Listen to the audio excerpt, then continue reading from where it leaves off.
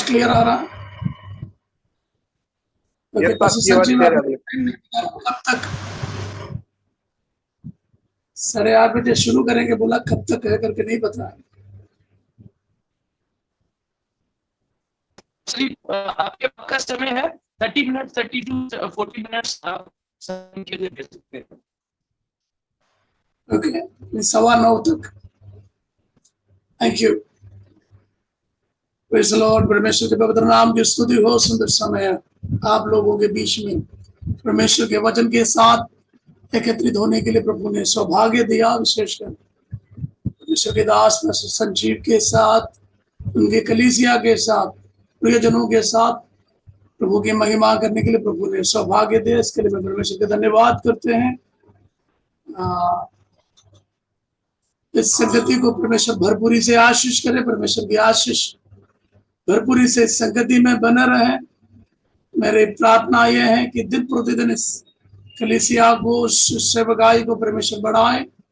बस संजीव और उनके परिवार आशीषमय रूप में परमेश्वर की सेवकाई में इस्तेमाल होने पाए। कई सारे बातें उनके बारे में कहने के लिए है, पर आज रात समय नहीं है। कई साल पहले से हम प्रभु में भाई भाई के रूप में मिले और उस दिन से उस प्रेम में आगे बढ़ने के लिए उन्हें मदद किया। धन्यवाद करते हैं।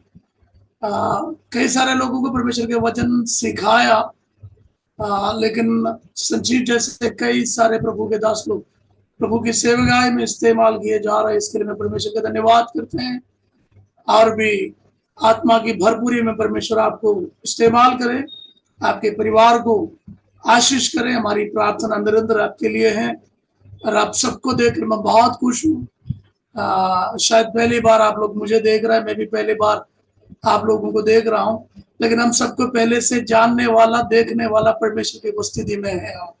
आमेन, आमेन। शायद हम पहली बार है, लेकिन हर रोज प्रभु हमें देखते हैं, हर रोज हमें वो जानते हैं, हमारे जीवन के बारे में सब कुछ वो जानते हैं। उनके सामने कुछ भी आमेन आमेन छिपा हुआ नहीं है, सब कुछ उनके नाम में खुले हैं।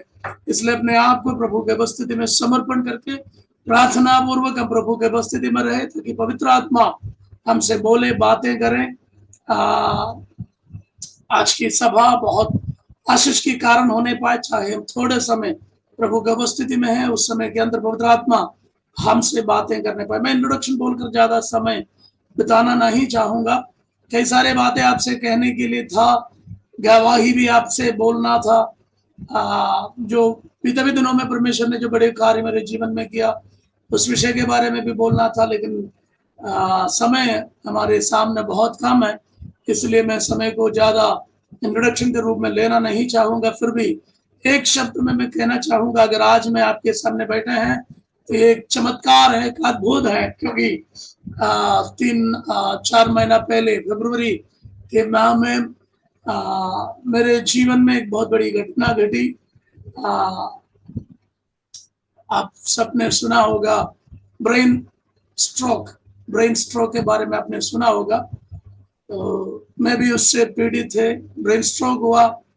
परमेश्वर की बहुत बड़ी दया मेरे ऊपर प्रभु ने दिखाया, रहम किया। परमेश्वर की महिमा हो। इतने जल्दी उठने के लिए, बैठने के लिए, बोलने के लिए, चलने के लिए, फिरने के लिए प्रभु ने मुझे बल दिया। इसके लिए मैं परमेश्वर का धन्यवाद करते। ये मेरी खूबी नहीं, पर परमेश्वर की दया है। आमीन। परमेश्वर ने इतने जल्दी चंगाई दी है, इसलिए मैं आज आपके बीच में हूँ। जिस परमेश्वर ने मुझे चंगा किया, वो आज आपके जीवन के हर परेशानी को दूर करने के लिए सक्षम है। कितने लोग विश्वास करते हैं? हालेलुया। हमारे लिए जीवित परमेश्वर आज भी काम करने के लिए शक्तिमान। एक वचन जल्दी से जल्दी मैं आपके सामने लाना चाहूंगा। प्रेरितों की काम उसकी 22वीं अध्याय उसकी 14वीं आयत, आप में से कोई हिंदी में पढ़कर मदद करें। प्रेरितों की काम की किताब उसकी 22वीं अध्याय उसकी 14वीं आयत, जल्दी से जल्दी पढ़िए। तब उसने कहा, हमारे बाप दादों के परमेश्वर ने तुझे इसलिए ठहराया है कि तू उसकी इच्छा को जाने और उस धर्मी को देखे और उसके मुंह से बातें सुने। आगे थैंक यू ब्रदर। परमेश्वर आपको आशीष करे। बहुत ही आशीषमय वचन हमने इस प्रभु के वचन से आज रात को मनन के लिए पढ़ा। कई बार शायद आपने इस वचन से सुना होगा, कई बार आपने इस वचन को पढ़ा होगा, मनन किया होगा। प्रेरित पौलुस के बारे में आप सब जानते हैं, उनके जीवन की इतिहास को आप सब जानते हैं। शायद आप सुपरिचित होंगे।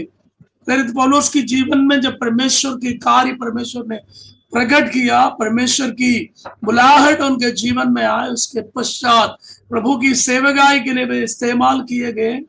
उसके बीच में पौलुस को सेवकाई के कारण, सुसमाचार का प्रचार के कारण, सुसमाचार को सुनाने के कारण उसको पकड़ा गया, उसको बंदी बनाया और उसको मारने के लिए लोगों ने कोशिश किया। अब जब 12वें अध्याय 21-22 अध्याय जब पढ़ते हैं, वहां पे पौलुस की तीसरी मिशनरी यात्रा के बाद जब वो प्रभु के उपस्थिति में आए तो उनको लोगों ने पकड़ा और उनको खत्म करने की योजना बनाया। उस समय सिपाही लोगों को इसकी खबर मिला, वो आए और इनको वहां से बचाकर ले गया। लेके जाने के समय पौलुस ने कहा, नहीं, आप मुझे ऐसा लेके नहीं जा सकते, मुझे इनसे बातें करना है।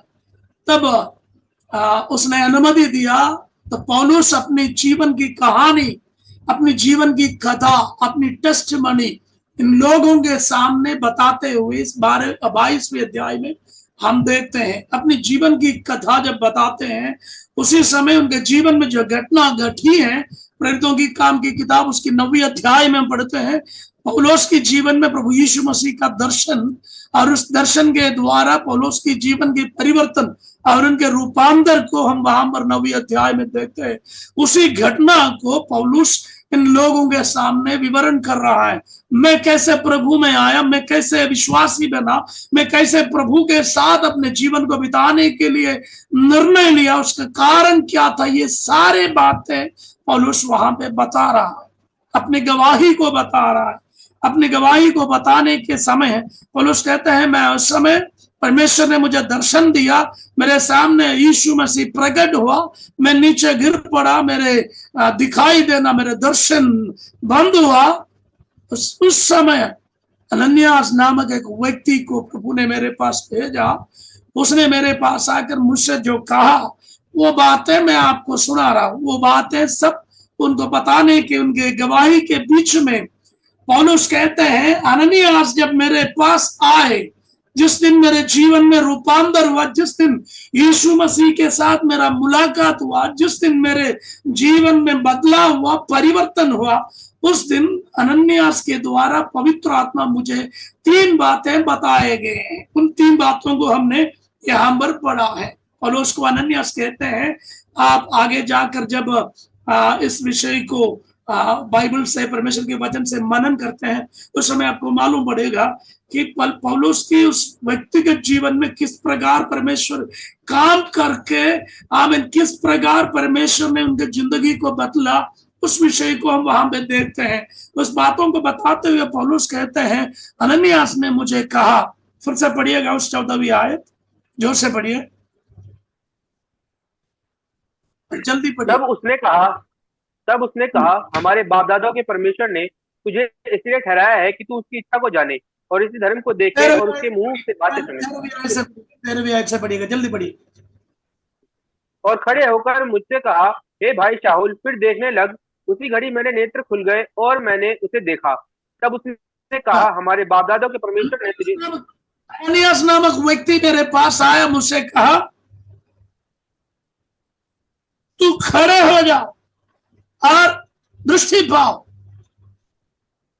तुरंत उसका आंख ठीक हो गया, वो देखने लगा और उस व्यक्ति जो उनके सामने खड़े थे उनको देखा। तब उसने क्या कहा, वो 14 आयत में हमने पढ़ा है। 3 बातें वहां पे अनन्यास पौलुस को बताया है। परमेश्वर तुझे चुनने का, नियुक्त करने का, ठहराने का 3 कारण।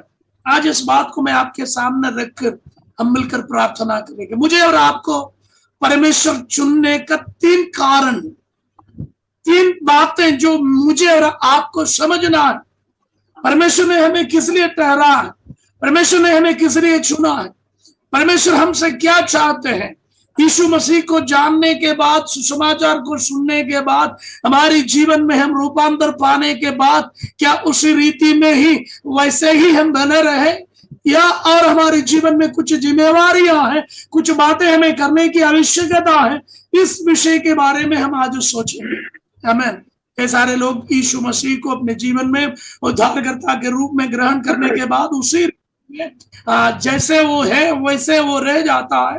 उनके जीवन में, आत्मिक जीवन में कोई बदलाव नहीं है, आगे कोई फर्क नहीं है। केवल कलीसिया में आते हैं, बैठ जाते हैं, साधारण से विश्वासी के रूप में रह जाते हैं। लेकिन एक मसीह विश्वासी के बारे में, जिसने यीशु मसीह के साथ मुलाकात किया, यीशु मसीह को अपने जीवन में ग्रहण किया, मसीह का दर्शन पाया, उस व्यक्ति के जीवन में ये 3 बातें होना बहुत ही जरूरी है। ध्यान दीजिए वो 3 बातें क्या क्या है।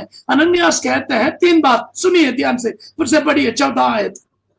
पहली बात कहते हैं, तब उसने कहा, हमारे बाप दादों के परमेश्वर ने तुझे इसलिए ठहराया है कि तू उसकी इच्छा को परमेश्वर जाने। ने तुझे ठहराया, कोई कलीसिया नहीं, कोई पादरी नहीं, कोई व्यक्ति नहीं, मुझे और आपको बुलाने वाला, मुझे और आपको चुनने वाला, मुझे और आपको आनंदित करने वाला और कोई नहीं, तुम्हारे बाप दादों के परमेश्वर है। आमीन। कितने लोग आमीन कहेंगे? मेरे जीवन में आमीन, मुझे बुलाया, मुझे चुना हुआ, दूसरा कोई व्यक्ति नहीं। आमीन। दुनिया के कोई व्यक्ति नहीं, आमीन, संसार से कोई नहीं, मुझे चुनने वाला, मुझे अलग करने वाला जीवित परमेश्वर, जो आमीन, जिसको हम परम ईश्वर कह सकते हैं। आमीन। हमारा परमेश्वर केवल ईश्वर नहीं, हम उसको परम ईश्वर कहते हैं। इसका मतलब जिसके परे और कोई नहीं, सबसे उच्च परमेश्वर, उसको परम ईश्वर कहते हैं। वही परम ईश्वर मुझे और आपको चुना है। अगर आपके अंदर यह विश्वास है तो अपने हाथों को उठाकर परमेश्वर की धन्यवाद करें। इस संसार से कोई नहीं, केवल परमेश्वर ने मुझे चुना है, मुझे ठहराया है। और उस परमेश्वर की बात के लिए आमीन, मुझे और आपको ठहराया है। पहली बात, अनन्यास कहते हैं, उसकी इच्छा को जानने के लिए। आमीन। आमीन कहेंगे। आमीन। परमेश्वर ने आपको इसलिए चुना है, अब अपनी इच्छा पे चलने के लिए नहीं, अपनी मनमर्जी से चलने के लिए नहीं, अपनी आशा अनुसार चलने के लिए नहीं। परमेश्वर ने आपको इसलिए चुना कि आप उसकी इच्छा को जाने। आमीन। आमीन। कितने लोग परमेश्वर की उपस्थिति में प्रार्थना करते हैं, प्रभु तेरी इच्छा दिन प्रतिदिन जानने के लिए मैं तैयार हूं। मेरी इच्छा नहीं, तेरी इच्छा मैं जानना चाहता हूं दिन प्रतिदिन। परमेश्वर जब हमें बुलाया, हमारी बारे में परमेश्वर का एक योजना है, उसका एक इच्छा है, उसको जानना मेरे और आपके कर्तव्य है। हम परमेश्वर की इच्छा को कैसे जान सकते हैं, बताएंगे।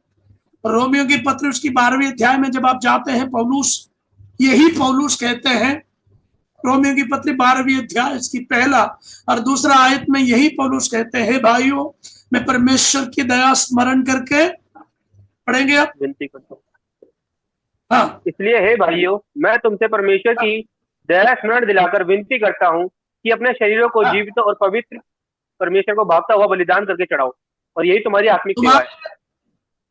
तुम्हारे जीवन को जीवित और परमेश्वर का भावता हुआ बलिदान के रूप में तुम्हारे शरीर को समर्पण करो। और आगे, यही तुम्हारी आत्मिक सेवा है। ये तुम्हारी आगे आत्मिक सेवा। आगे इस संसार के सदृश ना बनो, परंतु तुम्हारे मन के नए हो जाने से तुम्हारा चाल चलन। ध्यान से सुनिए, कई सारी बातें पौलुस वहां पे कहते हैं। परमेश्वर की सिद्ध इच्छा को जानने के लिए आपको क्या करना पड़ेगा? पहले आपके शरीर को जीवित और परमेश्वर का भावता हुआ बलिदान के रूप में समर्पण करना, यानी शरीर की अभिलाषाओं को छोड़कर परमेश्वर की उपस्थिति में अपने आप को संपूर्ण समर्पण करने की जरूरत है। आमीन। कई सारे बातें इससे बोलने के लिए हमारे सामने समय नहीं है, इसलिए मैं चंद शब्दों में इस बात को बता रहा हूं। परमेश्वर की सिद्ध इच्छा जानना है तो आपके शरीरों को परमेश्वर के सामने भावता हुआ बलिदान के रूप में समर्पण करना, यानी आत्मा से शरीर की अभिलाषाओं को मारना है और अपने आप को समर्पण करना। हमारे जीवन में हमारे शरीर की अभिलाषाएं हर दिन हमारे साथ हमें परमेश्वर से दूर ले जाने के लिए कोशिश करते हैं। शरीर की अभिलाषाएं हवा को परमेश्वर से दूर कर दिया। आंखों की अभिलाषा, शरीर की अभिलाषा और जीविका के घमंड क्या है? आंखों की अभिलाषा वो फल देखने के लिए अच्छा, शरीर की अभिलाषा वो खाने के लिए स्वादिष्ट, और जीविका का घमंड ज्ञान प्राप्त करने के लिए अच्छा है। ये तीनों बातें जब जीवन में हमें दिखा देते हैं, हम जाने अनजाने में परमेश्वर की उपस्थिति से दूर हो जाता है। हमारी आंखों की अभिलाषा, शरीर की अभिलाषा है, इन सारे बातों के ऊपर हमें जय प्राप्त करके हमारी शरीर को संपूर्ण रीति से परमेश्वर की उपस्थिति में अर्पण करके जीवन बिताना, तब जाकर ये एक आत्मिक जीवन बन जाता। मेरी बात आप समझ पा रहा? मसीह कलीसिया में आना, थाली बजाना, गीत गाना काफी नहीं है। जीवन को पवित्रताई के लिए अपने आप को समर्पण करके एक अलगताई के जीवन, पवित्रताई के जीवन बिताना बहुत ही जरूरी है।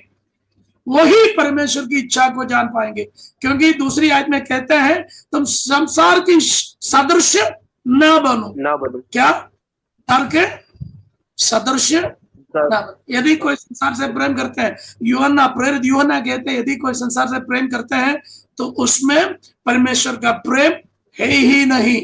मेरी बात आप समझ पा रहा है? दुनिया के पीछे आज भी आप दौड़ रहा है, संसार के पीछे आज भी आपके जीवन है, संसार के अनुसार आप जीवन बिता रहा है, तो परमेश्वर के प्रेम आपके अंदर नहीं है। आप परमेश्वर की इच्छा नहीं जान पाएंगे। परमेश्वर की सिद्ध इच्छा को जानना है, संसार के सदृश नहीं बनना, और अपने मन को नए हो जाने से, यानी रिन्यूइंग योर माइंड, हमारे मन को नया करना है, पुरानी बातों को छोड़ना है, पुरानी आदतें छोड़ना है, पुराने चाल चलन को छोड़ना है, नया बनना है, तब जाकर हम परमेश्वर की सिद्ध इच्छा को जान पाएंगे। मेरी बात आप समझ पा रहे? मसीह जीवन में आपके बुलाहट इसलिए नहीं है कि आप कलीसिया में आए, विश्वासी के रूप में बैठ जाए फिर चले जाए, नहीं। आपके जीवन दिन प्रतिदिन पवित्रताई में परमेश्वर की इच्छा को जानने के लिए अर्पित जीवन होना बहुत ही जरूरी है।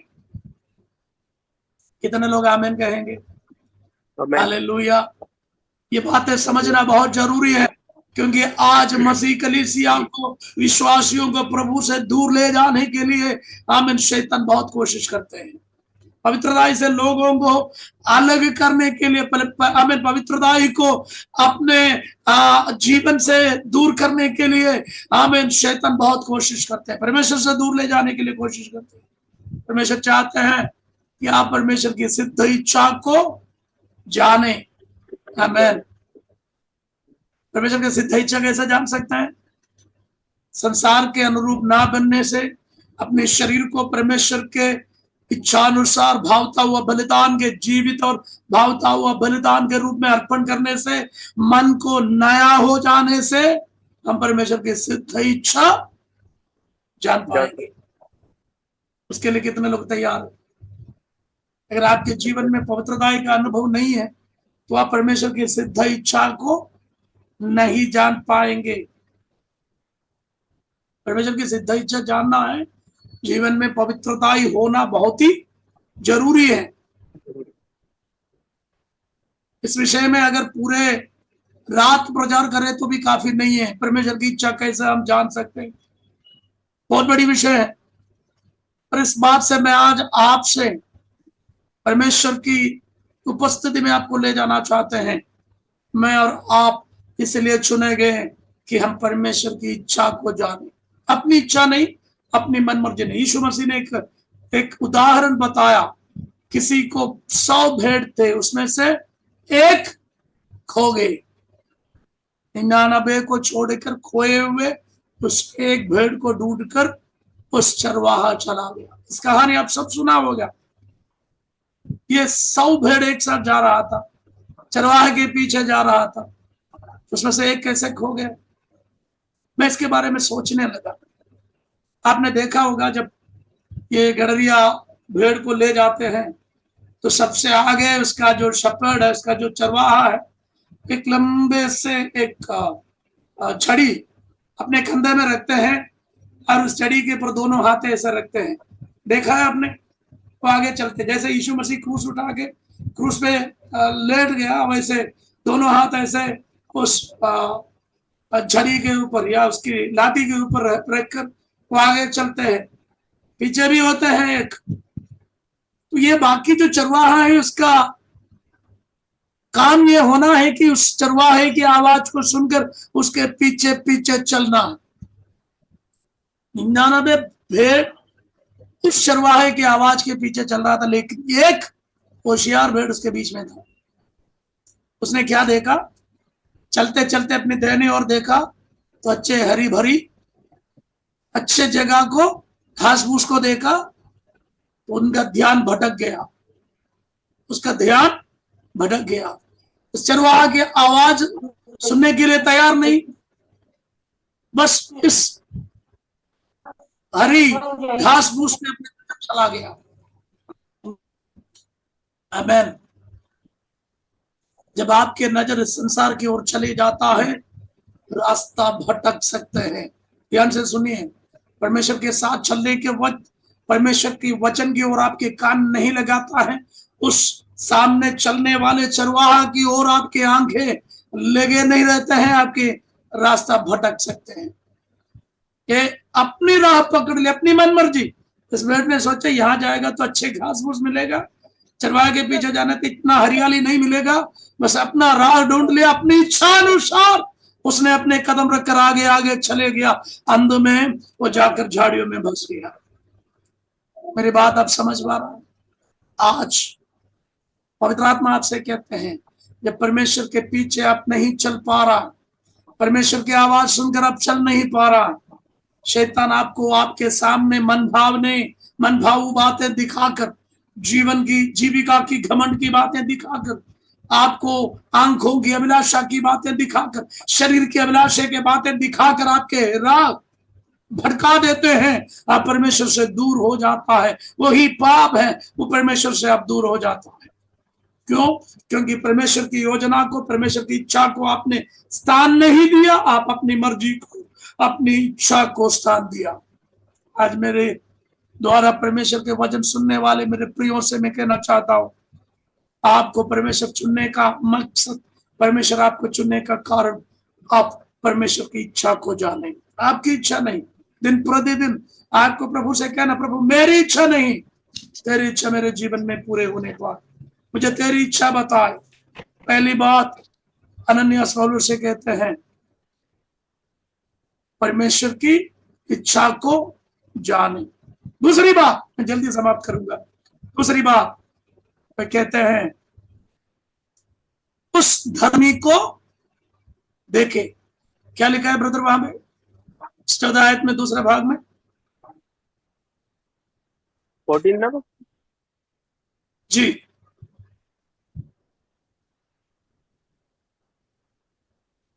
तब उसने कहा, हमारे बाप दादों के परमेश्वर ने इसलिए ठहराया है कि उसकी इच्छा को जाने और उस धर्मी को देखे और उसके मुंह से बातें सुने। धर्मी को देख। धर्मी कौन है? एक ही धर्मी है, वो हमारी परमेश्वर है। एक ही न्यायी वो हमारा परमेश्वर है। उस परमेश्वर को देखना।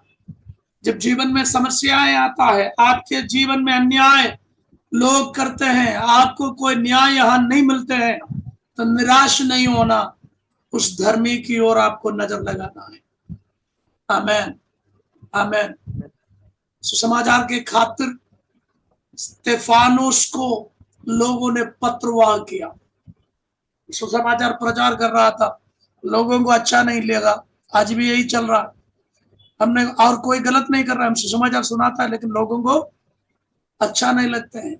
स्तेफानोस को पत्रवाह करने के लिए शुरू किया, लोगों ने एक साथ पत्रवाह किया, तो स्तेफानोस अपने सामने राजा को नहीं देखा, अपने अगल बगल में भाइयों को नहीं देखा। वचन में लिखा है उसने स्वर्ग की ओर देखा और यीशु मसीह पिता के दाहिनी ओर खड़े हुए उसने देखा।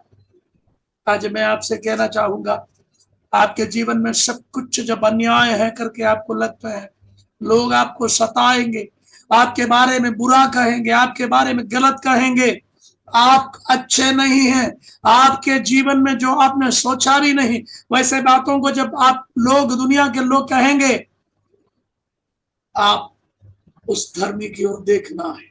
आमेन, आमेन। आप अपनी नजर उठाएंगे, उस धर्मी को देखना है, तो आपके जीवन में पवित्रता ही होना बहुत ही जरूरी है। इब्रानियों की पत्री 12वीं अध्याय में लिखा है, पवित्रता के बिना कोई परमेश्वर को देख नहीं सकता। तो यहां पर भी परमेश्वर हमें इसलिए ठहराया कि हम परमेश्वर की उपस्थिति में पवित्र जीवन बिताए और उस परमेश्वर को हमारी हर मुश्किल में, हर मुसीबतों में, हर तकलीफों में हम देखें।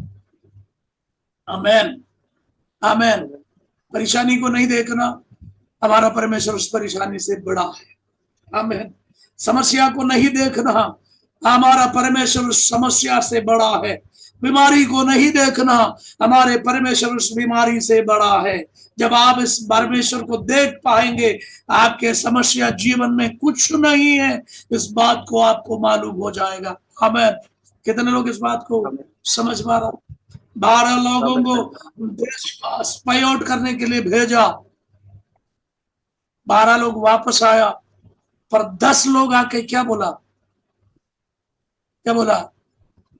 हम उस देश में जाना मुश्किल होगा, वहां में बड़े बड़े लोग, वीर शूर लोग हैं, वहां उस देश को अपनाना मुश्किल है।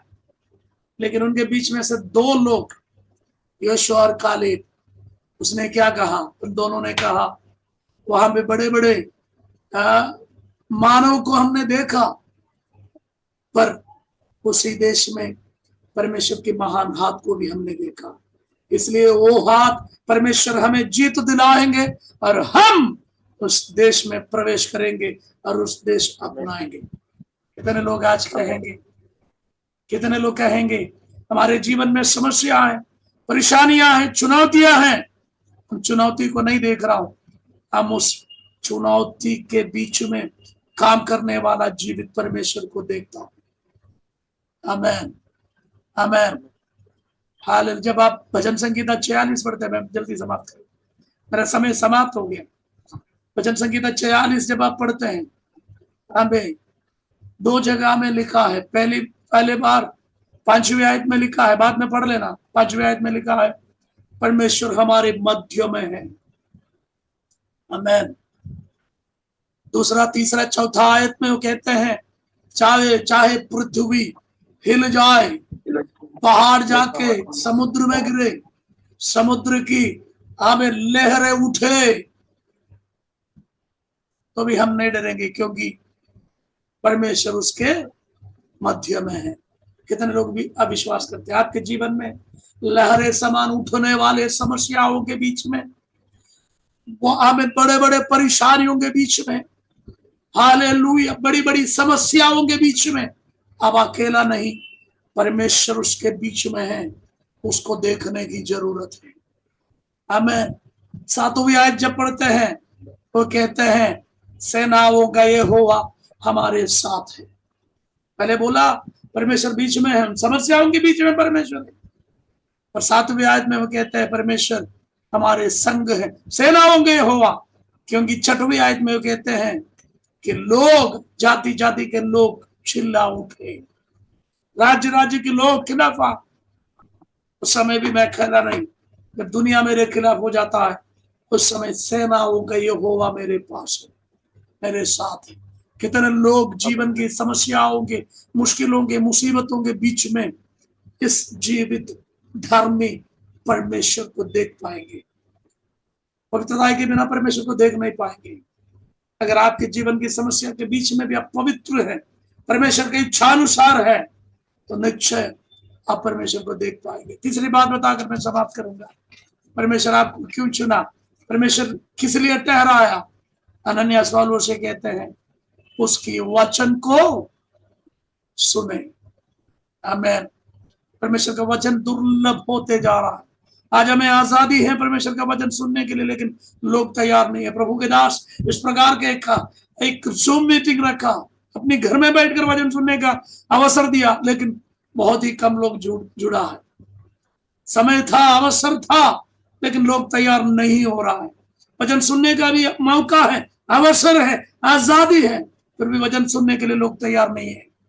ऐसा समय आने वाला है, इस वचन को सुनने के लिए आप तड़पेंगे, उस समय वचन मिलना मुश्किल होगा। आमेन। आत्मिक जीवन की दो पंख हैं, एक प्रार्थना, दूसरा परमेश्वर का वचन का मनन। ये दोनों रेलवे ट्रैक के समान पैरेलल में चलना है, दोनों जरूरी है। केवल प्रार्थना नहीं, वचन की मनन भी जरूरी है। क्यों? प्रार्थना परमेश्वर से बात करना है, वचन की मनन परमेश्वर से सुनना है। मेरी बात आप समझ पा रहा? ये दोनों जीवन में नहीं, केवल परमेश्वर से बोल के प्रार्थना करके जीवन बिता रहे काफी नहीं है। परमेश्वर के वचन को सुनना, परमेश्वर से सुनना प्रभु के दासों से हो सकते हैं, अपने आप से पढ़ने से हो सकते हैं, स्वप्न में हो सकते हैं, दर्शन के द्वारा हो सकते हैं, और लोगों के द्वारा हो सकते हैं, परिस्थितियों के द्वारा परमेश्वर आपसे बात करेंगे। क्या इस वचन को सुनने के लिए तैयार?